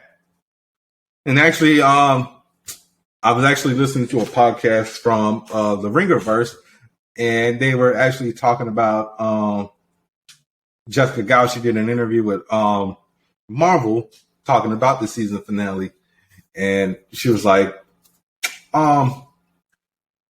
she was saying that when she was talking to Kevin about the finale, she was like, do you guys want like a big fight or big ending? He was like, no, because, this is a sitcom. It really wouldn't feel right. It's like trying to fit a square peg into a round hole. So just have fun with it. And, bro, her breaking the fourth wall in this scene, it was absolute gold. They literally talked about everything that was wrong with some Marvel movies. Like, she even asked Kevin, like, why do you guys do the same thing? And he was like, sometimes, we make good movies, some not so much. I let the internet decide that. And, so yeah, Jen got the ending she wanted. Bruce didn't show up. Blonsky wasn't an abomination. Blonsky went back to jail. Todd didn't get the Hulk serum. Todd went to court. So Jen is suing him for defamation. And invasion of privacy. Invasion of privacy. He still break his legs. Yeah, and she obviously said Hulk smash things. Bruce smashes buildings. Jen smashes Matt Murdock. She also referenced, when are we getting the X-Men? Looked right at the camera, gave us a thumbs up. And literally Matt Murdock just fell out of the sky and was like, sorry, I didn't get here in time. And basically after that, Jen got her happy ending. She was having dinner Well, lunch. I guess. Yeah, lunch with her family. Yeah, the cookout, family cookout. Yeah, and everyone was pressing Matt. This is why I don't take my significant others to family outings anymore, just because of awkward situations like that. Especially like if I got to go to the bathroom, I don't want to leave them alone with my family. You know, my family's crazy. So I don't know. I think that's a rite of passage for any relationship. I liked it. I liked it when I introduced my now wife to my family. It went off very well. So yeah, and she's the one. I got a quick question. What did you think of the Incredible Hulk rehash intro? I loved every second of that. That was awesome. So well done. So well done. Yeah. I really thought that was funny. I don't know if they just used if they just CG'd her face onto Lou Ferrigno, or if they had an actual body double. That was from the ground up, it looks like. Yeah, because I mean, like the She-Hulk form. Oh, sorry. Yeah, I mean, yeah, because obviously they didn't put her on Bill Bixby's face, but so yeah, Bruce shows up with Scar. Okay, can we talk about that? We're gonna talk about it, but this is my thing. What was up with that haircut? Yo, I gotta show you the meme. It was like bro cut. It was like brush cut and mullet in the back. I gotta show you the meme. They ride cut so hard on that haircut. It was so bad. Yeah, and one of the things I actually want to talk about when Jen jumped out of the She-Hulk box on the Disney Plus screen and into the assembled screen, that's actually a point of reference for John Byrne's run on Sensational She-Hulk. When Jen would just like literally like jump off of a panel and just start ripping panels apart and just like start like yelling at John Byrne, like, why are you doing this and everything like that. And like he would literally draw his hand and just be like, yo, come on, hurry up. The readers paid $1.50 for this issue. You don't want to cheat them and things like that. That was like actually from She-Hulk episode 9. And one of the things I also failed to mention when Jen was talking to Kevin, he was like, can you like de-Hulk or whatever? And she was like, why? She's like, you're too expensive. And wait for the screen to change. And he was like, yeah, the VFX team has moved on the other work. If you actually pay attention, you can hear some drums like sticking that they went to work on Wakanda Forever. Yeah, that had me rolling. I was dying. Yeah. So yeah, like I said, Scar's there. And can we talk about that? Well, we also got to talk about the Stinger, aka the mid-credit scene. Wong shows up and breaks Blonsky out of jail, and he says, "Where were you?" He says, "I've been busy. A lot of quality TV and movies." Basically hinting that Wong is basically in everything Phase 4. Yeah, essentially. But, yeah. Also, we're in the age of peak TV because yes, that's what it was. We're in the age of peak TV, which is not far from the truth. Yeah. So here's my question: what do you rate this finale now that She-Hulk is done with? Oh, honestly, I have little to no notes. I love every second of it. I like that we got a healthy dose of Jamil. I thought we wouldn't get that much of her. All right.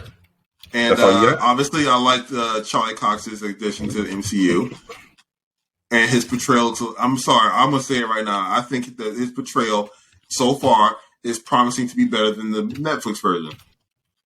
I mean, are you including his appearances in Spider-Man: No Way Home with that, or just this? Both.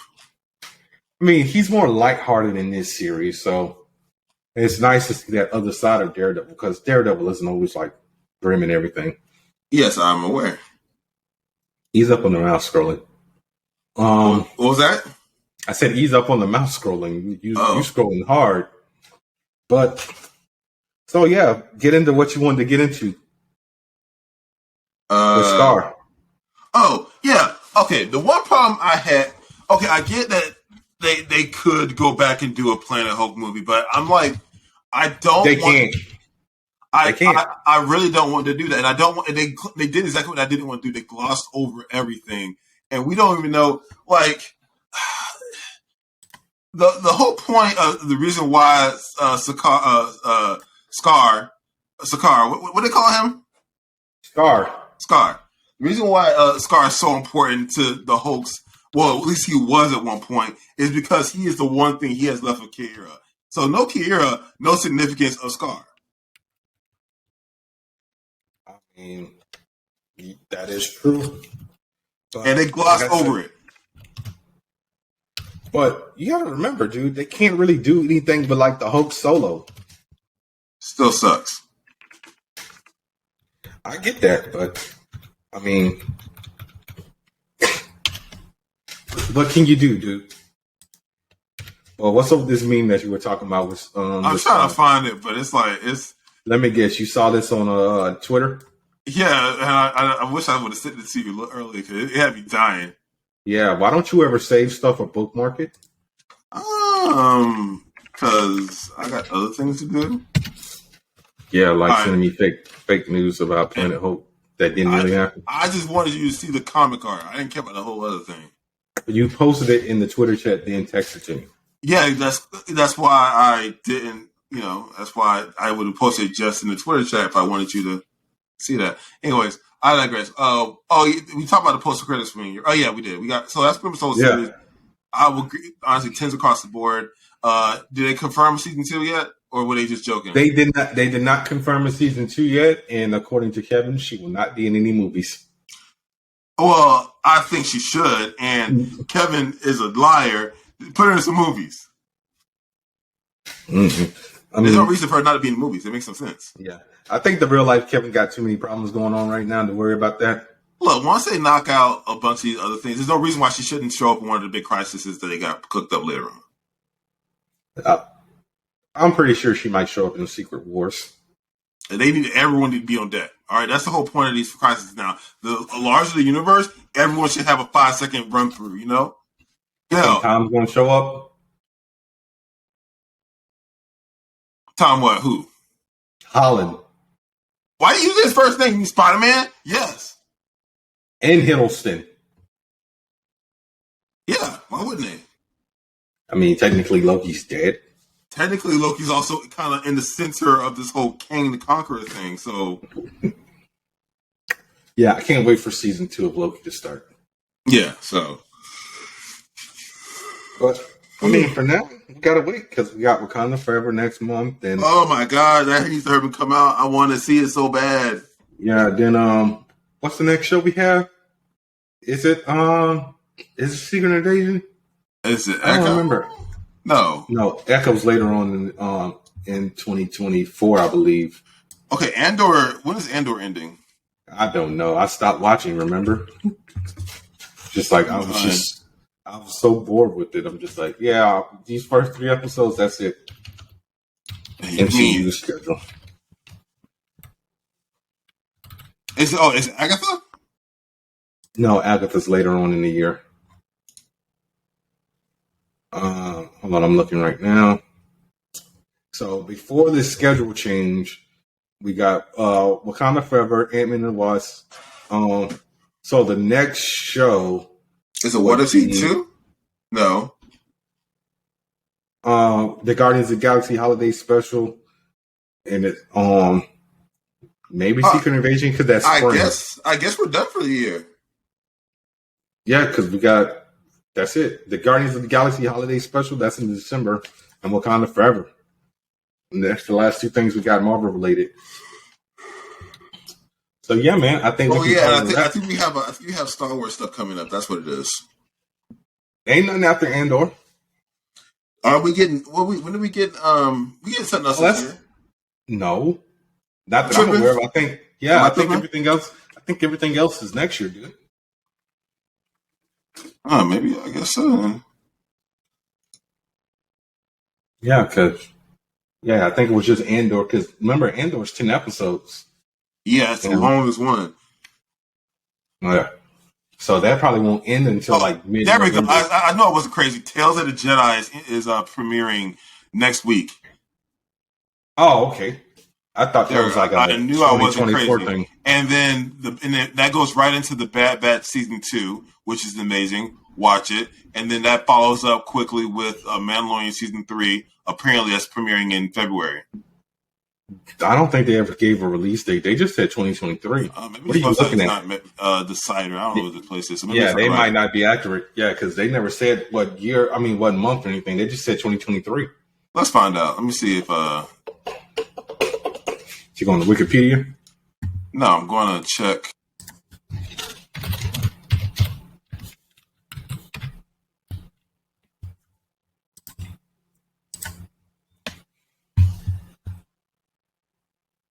Yeah, I mean, nothing.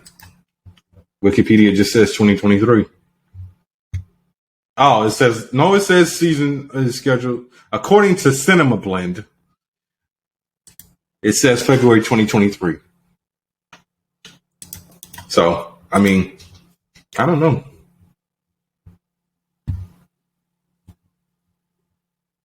Oh, Carl Willis is directing this season 3. Oh, Tim Meadows has joined the cast. You there?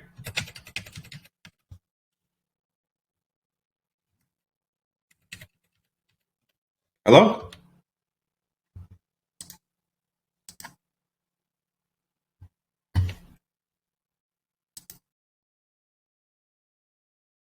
What the hell happened, dude?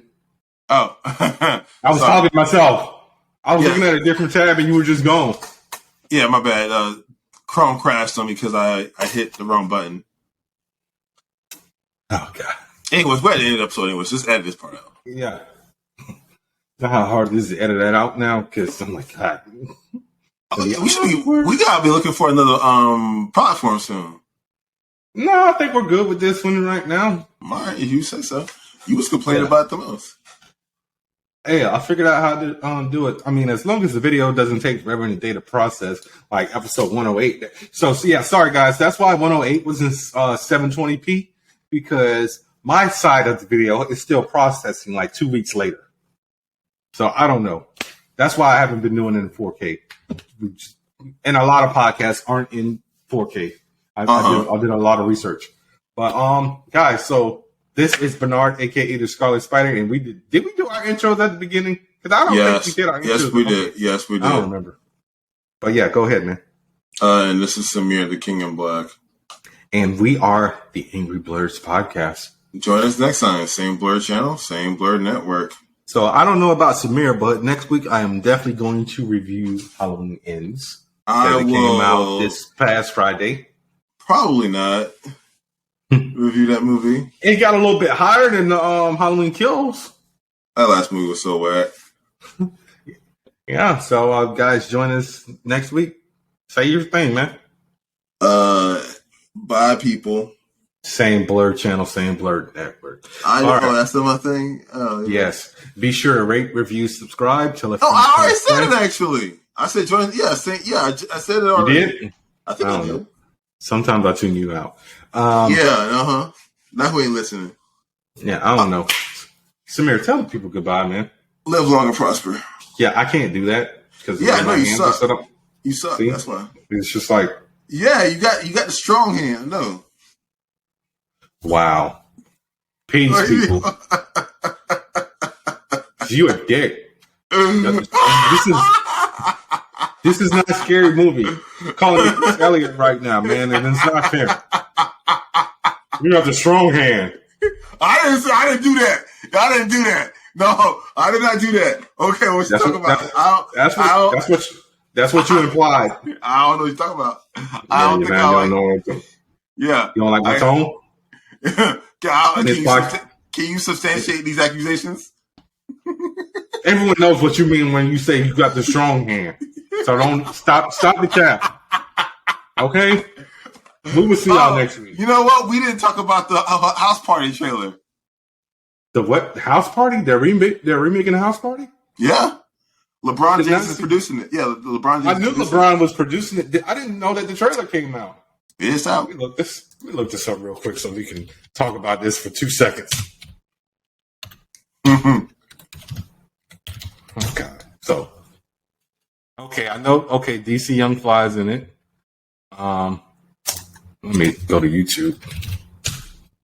I mean, DC Young Fly's in it. I mean,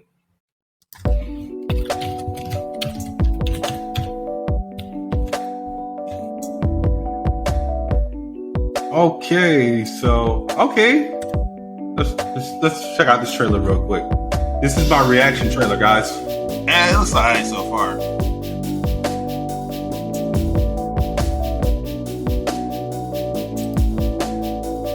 Okay.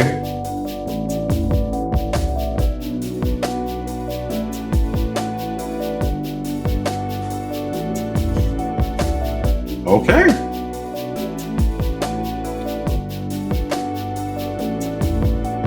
Okay, old boy Jacob Lattimore's in it from Slight. Yeah.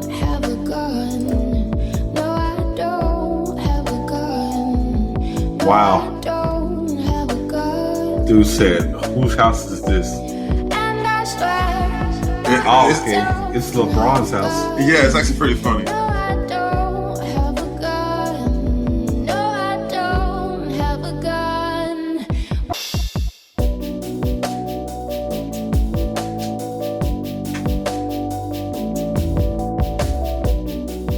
That other dude looks familiar. I just can't remember who he is. Bro, why Jacob Lattimore always got kids? He got like 8 kids on the side.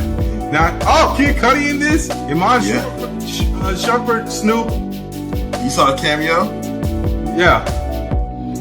No, the cameo, the original cameo. No. Kid and player in the crowd. Why would you tell me that? They're in the crowd. No, in the trailer. Oh, I didn't see. Yeah, they did a quick pan. They're like 50 years old. I know this Ginger from somewhere. I just can't think of where.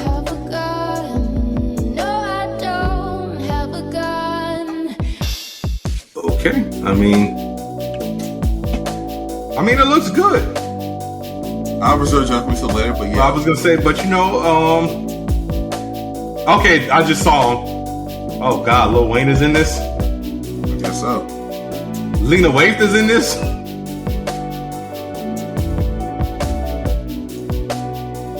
Okay.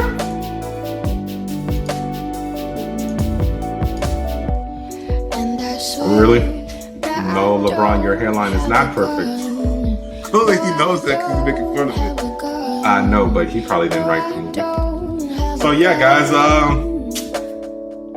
that was the trailer for House Party. Yeah. All right. So that was it.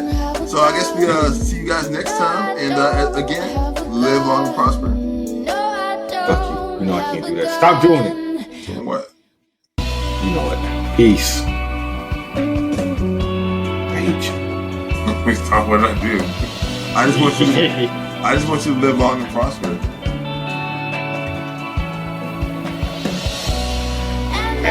Don't be mad because your fingers don't work. I mean, I got the strong hand. You a dick.